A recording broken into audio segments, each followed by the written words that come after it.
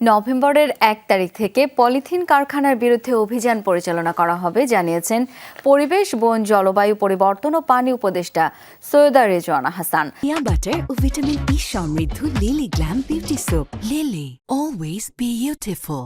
দুপুরে Mohammadpur town hall super মার্কেটে polythene ব্যবহার বন্ধ নিয়েছিল মতবিনিময় সভা। সেখানে উপদেষ্টা বলেন, ১ অক্টোবর থেকে সুপার শপে এবং ১ নভেম্বর থেকে বাজারগুলোতে পলিথিন ব্যাগ নিষিদ্ধ করা হলো। বলেন, পলিথিন বদলে পাট, কাপড়, কাগজের ব্যাগ ব্যবহার করতে হবে। তিনি বলেন, এগুলো বাজারে পর্যাপ্ত এবং সুলভ মূল্যে কিনতে পারবেন ক্রেতারা। উপদেষ্টা বলেন, আমরা ভয়, শাস্তি বা অভিযান দিয়ে নয়, বরং মানুষকে উদ্বুদ্ধ করে পলিথিনের বিকল্প ব্যবহার বাড়াতে চাই। তিনি বলেন, পরিবেশ, প্রতিবেশ এবং জীবজগতের জন্য অভিশাপ এই পলিথিন ব্যবহার বন্ধ করতেই হবে।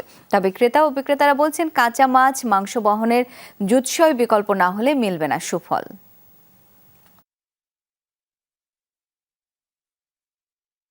আন্তর্জাতিকভাবে স্বীকৃত বিভিন্ন গবেষণাগার প্রমাণ করে দিয়েছে যে মানুষের রক্ত থেকে নিয়ে শুরু করে ব্রেইন পর্যন্ত এটা চলে গেছে। সুতরাং এইটার ব্যাপারে আমাদের আসলে কঠোর হওয়ার, সতর্ক হওয়ার, উদ্যোগী হওয়ার সময় আমি বলবো পার হয়ে গেছে। আমরা বরং দেরিতে শুরু করলাম, আমরা আইন করে আইনটা প্রয়োগ করলাম না।